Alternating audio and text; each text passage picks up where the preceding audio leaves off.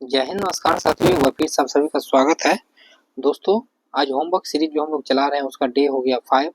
ठीक है, इसमें फिजिक्स चला रहे थे, इसमें धोनी चैप्टर है और यहाँ से क्वेश्चन बनता है एग्जाम में। हम ऐसे करके डाटा सब लिखे हैं जहाँ से क्वेश्चन बनेगा। ठीक है, तो चलिए हम लोग स्टार्ट करते हैं। रात को देख सकते हैं 1:11 हो चुका है, सुबह 5 बजे हमें जगना भी है। तो साथियों, आप लोग के लिए यदि हम इतना मेहनत कर रहे हैं, आप लोग का फर्ज क्या बनता है? वीडियो को शेयर करना। ठीक है, दिन रात मेहनत करके पढ़ाई करना। वीडियो आप लोग देखते नहीं है, हमें इस बात का बहुत बुरा लगता है। वीडियो देखा कीजिए, वीडियो आप लोग के हेल्प के लिए हम बनाते हैं। चलिए स्टार्ट करते हैं। इसका आपको पीडीएफ टेलीग्राम पर मिल जाएगा, जिसका लिंक हम डिस्क्रिप्शन में दे देंगे। चलिए ध्वनि के बारे में देखते हैं। ध्वनि तरंग अनुदैर्घ्य तरंग, यात्रिक तरंगे है। आपसे डायरेक्ट पूछा जाएगा ध्वनि किस प्रकार के तरंगे है, अनुप्रस्थ या अनुदैर्घ्य? याद रखना है अनुदैर्घ्य। ध्वनि तरंगों की आवृत्ति देखते हैं क्या क्या होती है। अपश्रव्य तरंगे, श्रव्य तरंगे, प्रश्रव्य तरंगे। देखिए, अपश्रव्य तरंगे किसे कहते हैं? जिस आवृत्ति का 20 हर्ट्ज से कम होती है। ठीक है, जिसका आवृत्ति 20 हर्ट्ज से कम होती है उसे क्या कहते हैं? आपको अश्रव्य तरंगे। ठीक है, इसे हम अपने कानों से नहीं सुन सकते हैं, याद रखिएगा। अच्छा, श्रव्य संज्ञ किसे कहते हैं? जिस आवृत्ति का 20 से लेकर के 20,000 हर्ट्ज के बीच होता है उसे हम सुन सकते हैं। इनको हमारी कानें सुन सकती है। आपसे डायरेक्ट क्वेश्चन होगा, हमारी मनुष्य की कान कौन सा मतलब की ध्वनि सुनती है, श्रव्य या अश्रव्य? श्रव्य। अच्छा, पराश्रव्य देखते हैं। 20,000 हर्ट्ज से अधिक जिसकी आवृत्ति होगी उसे बोला जाता है आपका पराश्रव्य तरंगे। अब देखिए, पराश्रव्य तरंगे का यूज कहाँ किया जाता है? जैसे हमारा कान ये नहीं सुन सकता है, कुत्ता बिल्ली आपका सुन सकता है। जैसे कुत्ता, किसी को देखते हैं, कोई कुत्ता किसी गांव में रहता है, ऐसे सोया हुआ दरवाजा पे, दूर से ही पता चल जाता है कोई व्यक्ति आता है। क्यों? क्योंकि दूर जो हम लोग पाँव रखते हैं तो उसका कंपन उसके कान तक बहुत पहले पहुंच जाता है। इसे पराश्रव्य तरंगे के कारण कोई चोर कहीं आते रहता है, पहले से उसको पता चल जाता है। ठीक है, कुत्ता बिल्ली। अच्छा, पराश्रव्य तरंगे का उपयोग पूछा जाता है, ये हम लिखे हैं। जैसे संकेत भेजने में, कहीं पे कुछ भेजना है। समुद्री गहराई में कोई जहाज यदि डूब गया तो वहां पे संकेत भेजकर गहराई मतलब कि कहाँ पर है, क्या है, सोनार आप लोग पढ़े होंगे, सोनार का प्रयोग किया जाता है। अच्छा, भ्रूण की जांच में, ये भ्रूण की जांच जो होता है आपको पता लगाया जाता है कि आपको लड़का है कि लड़की है, एक्सरे वगैरह में, वही इसी कारण प्रसव तरंग कारण। गठिया रोग के उपचार में, दूध के कीट मारने में, दूध के अंदर कीटाणु जो होता है वो, मस्तिष्क की बीमारी में जैसे एमआरआई वगैरह जो होता है, ठीक है आपका, तो उसके लिए भी आप देखते होंगे प्रस्रव्य तरंगे होता है को पता लगाने में। ये हो गया। ध्वनि की चाल देखते हैं। विभिन्न माध्यम में ध्वनि की चाल भिन्न भिन्न होती है। ठीक है, याद रखिएगा। ध्वनि की चाल सबसे अधिक ठोस में होती है, उसके बाद आपको गैस, सबसे कम गैस में होती है। ये क्वेश्चन मोस्ट भी है, याद रखिएगा। डायरेक्ट पिछला साल भी पूछा गया है कि ध्वनि की चाल सबसे अधिक कहाँ होती है, तो ठोस में। सबसे कम पूछेगा तो गैस में। दे देगा आपको लेकर के लोहा और आपको दे देगा लेकर के पानी और लेकर दे देगा ऑक्सीजन गैस, तो आपको लोहा मानना है सबसे अधिक में। नेक्स्ट, जब ध्वनि एक माध्यम से दूसरे माध्यम में जाती है तो ध्वनि की चाल एवं तरंगदैर्घ्य बदल जाती है, लेकिन आवृत्ति नहीं बदलती। ये भी पॉइंट याद रखिए। आवृत्ति कहेगा ध्वनि की क्या चीज नहीं बदलती है, तो आवृत्ति नहीं बदलती है। किसी माध्यम से ध्वनि की चाल आवृत्ति पर निर्भर नहीं करती है। नेक्स्ट बढ़ते हैं। ध्वनि की चाल पर दाब का प्रभाव। अब दाब का प्रभाव कितना होता है? ध्वनि पर दाब का कोई भी प्रभाव नहीं होता, याद रखिएगा।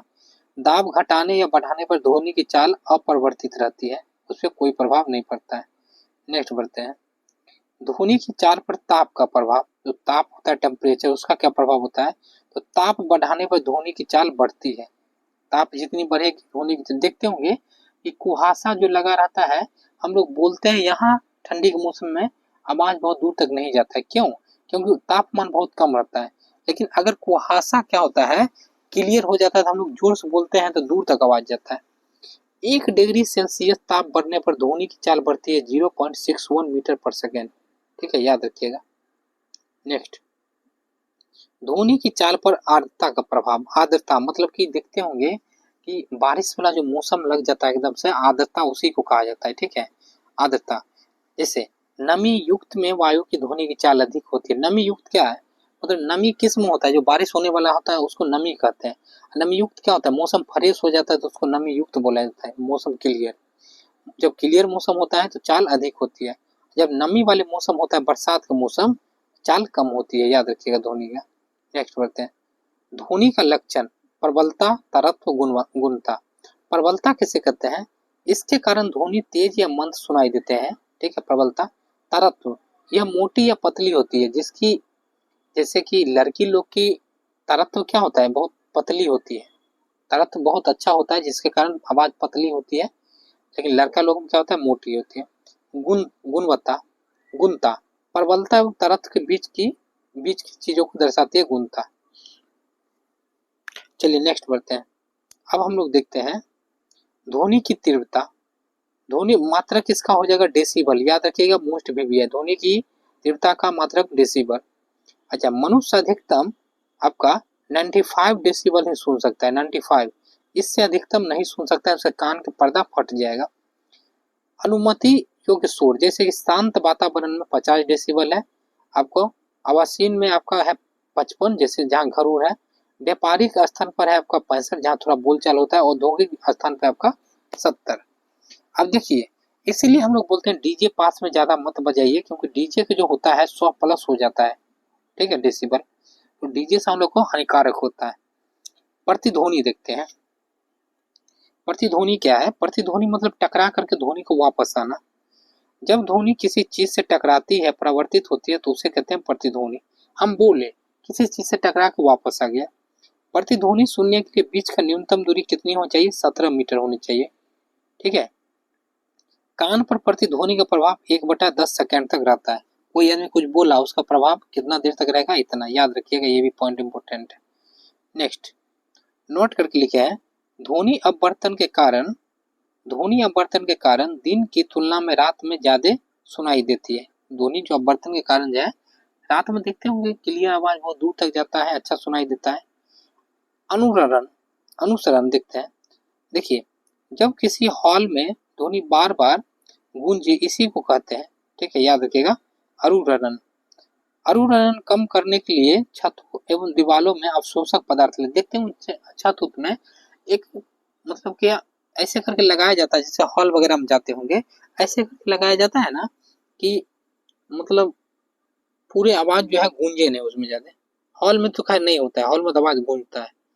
डॉपलर प्रभाव देखते हैं, ये भी पूछा जाता है। जब ध्वनि स्रोत एवं व्यक्ति के बीच अपेक्षित गति होती है, तो वास्तविक आवृत्ति से अलग आवृत्ति सुनाई देती है।